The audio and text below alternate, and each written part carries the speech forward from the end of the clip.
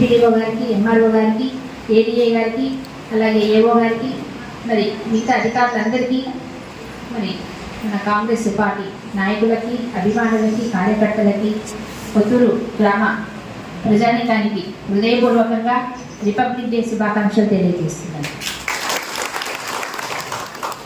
మన ముఖ్యమంత్రి గారు ఈ రిపబ్లిక్ డే రోజు, ఇంత పవిత్రమైన రోజు, ఇంత మంచి ప్రోగ్రామ్స్ ఇవి చరిత్రలో నిలిచిపోయేలాగా 4 ప్రోగ్రామ్స్ ఒక్కరోజే అమలు చేయడం అనేది ఎంతో మంచి విషయం, ఎంతో మనందరం స్వాగతించాల్సిన విషయం. ఇంత మంచి రోజు ఎందుకంటే మనకు స్వాతంత్రం వచ్చిన తర్వాత మనం సంపూర్ణంగా మన రాజ్యాంగం మనం మరి రాసుకొని మన స్వంత పాలన మనం చేసుకోవడానికి అడుగేసిన రోజు ఇది. అలాగే కాంగ్రెస్ ప్రభుత్వం కూడా అదే ఆలోచించి ఈరోజు 10 ఏళ్ల దుర్మార్గ పాలన నుంచి విడుదలయ్యి ఇవాళ కాంగ్రెస్ నిజమైన ప్రజాప్రభుత్వం వచ్చింది, ప్రజల పాలన వచ్చింది. ఇలాంటి మంచి రోజున ఇవి పేద ప్రజలకి, రైతులకి, అలాగే రైతు కూలీలకి, అందరికీ కూడా ఇల్లు లేని వాళ్ళకి, వీళ్ళందరికీ కూడా మేలు చేసే ఉద్దేశంతో ముందడుగు వేస్తూ ఇంత మంచి రోజున ఈ ప్రోగ్రామ్స్ స్టార్ట్ చేయడం జరిగింది.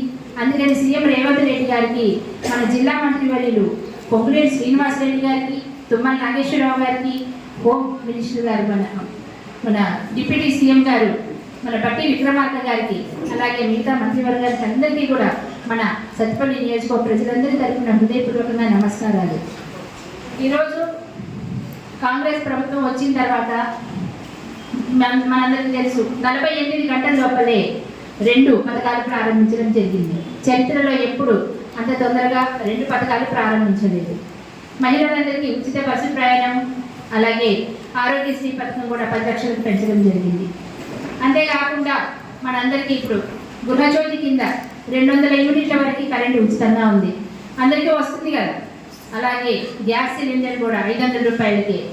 ఈ విధంగా చెప్పుకుంటూ పోతే, ముఖ్యంగా తీసుకుంటే మన రైతు సోదరుల విషయానికి వస్తే, రైతులందరూ ఎంతో ఇబ్బందుల్లో ఉన్నారని గమనించి గత ప్రభుత్వం 10 సంవత్సరాల్లో చేయలేని రుణమాఫీని ఏకకాలంలో 2 లక్షల వరకు రుణమాఫీ మరి మనం చేసుకోవడం జరిగింది. దీని ద్వారా సుమారుగా 22,000 కోట్ల రూపాయలు రైతు రుణమాఫీ కోసం వెచ్చించడం జరిగింది. అంతేకాకుండా అన్నిటికంటే ముఖ్యమైన విషయం ఏంటంటే మద్దతు ధరతో పాటు 500 రూపాయల బోనస్. దీని ద్వారా ప్రతి రైతు కూడా ఎకరానికి 10 నుంచి 15,000 రూపాయలు లబ్ధి చేకూరింది. ఇంతేకాకుండా మన వరదల సమయంలో కూడా ఎవరైతే రైతులు నష్టపోయారో వాళ్ళకి నష్టపరిహారం అందించడం జరిగింది. ఎవరైతే ఇల్లు కోల్పోయారో వాళ్ళకు కూడా నష్టపరిహారం అందించడం జరిగింది. ఇవే కాకుండా ఉద్యోగాల విషయానికి వస్తే సుమారుగా 60,000 ఉద్యోగాల వరకు ఈ సంవత్సర కాలంలో ఇవ్వడం జరిగింది. ఇంకొక 30,000 ఉద్యోగాలు త్వరలోనే వస్తున్నాయి. ఇంతేకాకుండా టీచర్స్కి ప్రమోషన్స్ ఇవ్వడం కానీ, ఉద్యోగస్తులందరికీ మొదటి తారీఖునే జీతాలు రావడం కానీ, ఇలాంటి ఎన్నో చేసుకుంటూ వస్తూ ఉన్నారు. స్టూడెంట్స్ విషయానికి వస్తే నేటి బాలలే రేపటి పౌరులు అన్న సూక్తిని గుర్తు చేసుకుంటూ ఇవాళ పిల్లలు మంచిగా చదువుకుంటే, నాణ్యమైన విద్య అందిస్తే వాళ్ళకి రేపొద్దున మన సమాజం బాగుపడుతుంది, ముందడుగు వేస్తుంది, మన ఆర్థిక స్థితులు మెరుగుపడతాయన్న ఉద్దేశంతో ప్రతి నియోజకవర్గానికి కూడా 200 కోట్ల రూపాయలతోటి ఇంటిగ్రేటెడ్ రెసిడెన్షియల్ స్కూల్స్, కాలేజెస్ మంజూరు చేయడం జరిగింది. అందులో భాగంగా మన సత్తుపల్లి కూడా మంజూరు చేశారు, త్వరలోనే ప్రారంభించడం జరుగుతుంది. ప్రోత్సహించే దిశలో భాగంగా సివిల్స్ ప్రిలిమ్స్ పాస్ అయిన వాళ్ళకి 1,00,000 రూపాయలు ఇచ్చారు, మెయిన్స్ పాస్ అయితే మళ్ళీ 1,00,000 రూపాయలు ఇచ్చారు. అంటే ఇచ్చేది చిన్న సహాయం అయినా కూడా పిల్లలకి ఎంతో ప్రోత్సాహం ఉంటుంది. వాళ్ళని చూసి మిగతా వాళ్ళు కూడా స్ఫూర్తి పొందాలన్న ఉద్దేశంతో ఇలాంటివన్నీ, అంటే ఇవన్నీ ప్రకటించలేదు, మేనిఫెస్టోలో లేవు, మేము ఇచ్చిన హామీలో లేవు, అయినా కూడా ఇవన్నీ సొంతంగా చేసుకుంటూ విద్యార్థులను ప్రోత్సహించే దిశగా ముందడుగు వేస్తూ ఉన్నారు. ఇవే కాకుండా పిల్లలకి ఇప్పుడు మూస పద్ధతిలో చదువులు చెప్తే వాళ్ళకి స్కిల్స్ ఉండట్లేదు, బయటికి వెళ్తే ఉద్యోగాలు రావట్లేదన్న ఉద్దేశంతో యంగ్ ఇండియా స్కిల్ యూనివర్సిటీ అని హైదరాబాద్లో స్టార్ట్ చేయడం జరిగింది. దీని ద్వారా మన విద్యార్థులు కూడా మెరుగైన అంటే స్కిల్ ఇంప్రూవ్మెంట్ ప్రోగ్రామ్స్ అన్ని పెట్టి, కొత్త కోర్సులు పెట్టి వాళ్ళకు కూడా ఉద్యోగాలు వచ్చే దిశగా ఇవన్నీ చేస్తూ ఉన్నారు. ఇంతేకాకుండా మన డ్వాక్రా మహిళలకు కూడా వడ్డీ లేకుండా రుణాలు ఇప్పటి నుంచి ఈ విధంగా ఇంతకుముందు పావలా వడ్డీ అని చెప్పి మనం రూపాయి కట్టేవాళ్ళము, రూపాయిన్నర కట్టేవాళ్ళం మనకే తెలియదు. ఇప్పుడైతే డ్వాక్రా మహిళలకి వడ్డీ లేకుండా రుణాలు ఇవ్వడం, అలాగే డ్వాక్రా మహిళలను ప్రోత్సహించే దిశగా వాళ్ళ కూడా ఒక రైతు బజారు, డ్వాక్రా బజారు హైదరాబాద్లో మంజూరు చేశారు. అది కూడా కట్టిస్తున్నారు. అంటే మీకు ఏదైనా ఇంట్రెస్ట్ ఉంటే ఆ రంగాల్లో మీరు ఏదైనా చిన్న చిన్న కుటీర పరిశ్రమలు పెట్టాలనుకుంటే మీకు ట్రైనింగ్ ఇచ్చి మీరు చేసిన ఉత్పత్తులని, ప్రోడక్ట్స్ని అక్కడ డ్వాక్రా బజార్లో మీరే సేల్ చేసుకునే విధంగా, అట్లా మీకు ఆర్థికంగా లబ్ధి చేకూరేలాగా మహిళలందరికీ కూడా మరి ప్రోత్సాహం అందించడం జరుగుతూ ఉంది. ఇదే విధంగా చూస్తే ఇవాళ ఇప్పుడు ప్రవేశపెట్టిన 4 పథకాలు కూడా చాలా ఎంతో అభినందనీయం, ఎంతో సాహసమైన నిర్ణయం ఇది. ఎందుకంటే 10 సంవత్సరాల నుంచి కూడా ఎటువంటి ఇల్లు చూసాం, 1000-2000 కంటే ఎక్కువ రాలేదు 10 సంవత్సరాల కాలంలో. అలాంటిది మొట్టమొదటి సంవత్సరంలోనే 3500 ఇల్లు ఇస్తామన్నారు మనకి. అవే కాకుండా మనం అడిగితే ఇంకొక 1000-1500 ఇంకా ఎక్కువ ఇస్తానని హామీ ఇచ్చారు. ఇలా చూసుకుంటూ పోతే ఈ 5 సంవత్సరాల్లో కూడా మనకి దాదాపు 15,000 ఇళ్ళ దాకా వస్తాయి. ఆ లెక్కన ప్రతి ఒక్కరికి కూడా ఇంకా కావాలంటే ఇంకొంచెం ఎక్కువైనా ఇస్తారు. మరి ఆ లెక్కన ప్రతి ఒక్కరికి కూడా ఇల్లు లేని నిరుపేదలకి ప్రతి ఒక్కరికి ఇల్లు అందుతుంది.